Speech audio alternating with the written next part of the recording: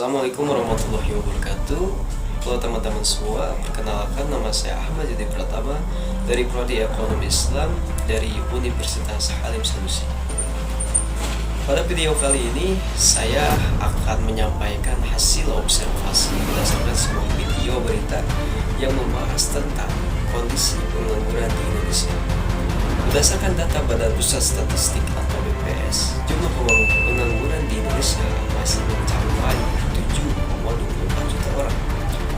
Meskipun mengalami sedikit penurunan dibandingkan tahun sebelumnya.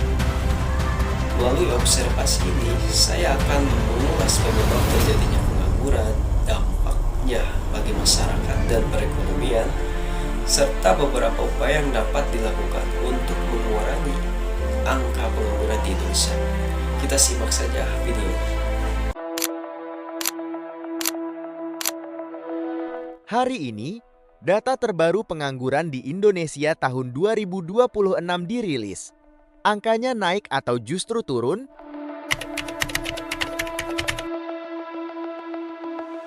Kita bahas data terbaru pengangguran berdasarkan rilis resmi dari Badan Pusat Statistik.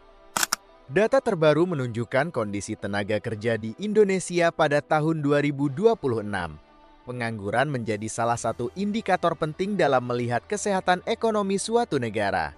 Melalui rilis resmi, Badan Pusat Statistik memberikan gambaran jumlah pengangguran serta pergerakannya dibandingkan periode sebelumnya.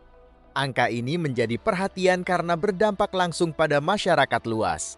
Menurut Badan Pusat Statistik, pengangguran adalah penduduk usia kerja yang tidak bekerja, tetapi sedang mencari pekerjaan atau mempersiapkan usaha. Definisi ini penting untuk memahami bagaimana data dihitung secara resmi. Selain itu, tingkat pengangguran terbuka menjadi indikator utama yang digunakan untuk melihat kondisi pasar tenaga kerja. Tingginya angka pengangguran dapat menjadi tantangan bagi perekonomian. Kesempatan kerja yang terbatas dan persaingan yang tinggi membuat sebagian masyarakat kesulitan mendapatkan pekerjaan. Hal ini juga berdampak pada daya beli dan kesejahteraan masyarakat. Namun di sisi lain, perkembangan sektor digital dan UMKM membuka peluang kerja baru. Beberapa sektor justru mengalami peningkatan penyerapan tenaga kerja. Ini menunjukkan bahwa meskipun ada tantangan, peluang tetap terbuka. Fakta penting yang perlu diketahui, tingkat pengangguran di Indonesia cenderung bergerak mengikuti kondisi ekonomi nasional dan global. Dalam beberapa periode, angka ini bisa menurun saat ekonomi tumbuh dan meningkat saat terjadi tekanan ekonomi. Karena itu, data pengangguran perlu dilihat sebagai bagian dari tren jangka panjang. Untuk mengatasi pengangguran, diperlukan kolaborasi antara pemerintah, sektor swasta, dan masyarakat. Peningkatan keterampilan dan akses terhadap lapangan kerja menjadi kunci dalam menghadapi tantangan ini. Kesimpulannya, data pengangguran Indonesia tahun 2026 menunjukkan dinamika pasar tenaga kerja yang dipengaruhi berbagai faktor ekonomi. Menurut kalian, apakah peluang kerja di Indonesia saat ini semakin terbuka atau justru semakin sulit? Tulis pendapat kalian di kolom komentar. Jangan lupa subscribe Velox News untuk update berita terbaru karena informasi ekonomi seperti ini penting untuk masa depan kita.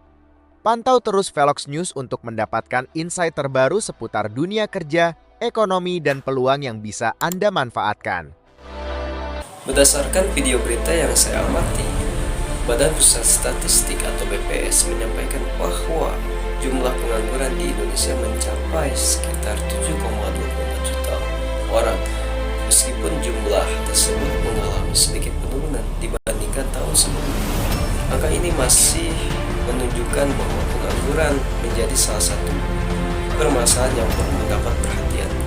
Penyebab pengangguran cukup beragam seperti keterbatasan lapangan pekerjaan, ketidaksesuaian antara keterampilan mencari kerja dengan kebutuhan dunia kerja, serta persaingan yang semakin ketat. Sebagai penutup dapat disimpulkan bahwa pengangguran bisa menjadi salah satu tantangan yang dihadapi Indonesia.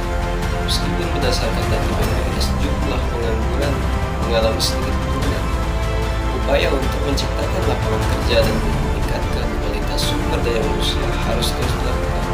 Melalui observasi ini, saya berharap kita semua dapat lebih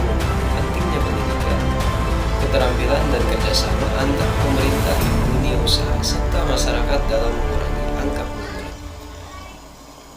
Demikian hasil observasi yang dapat saya sampaikan. Terima kasih atas perhatian Bapak, Ibu, dan teman-teman. Mohon maaf apabila terdapat kekurangan. Wassalamualaikum warahmatullahi wabarakatuh.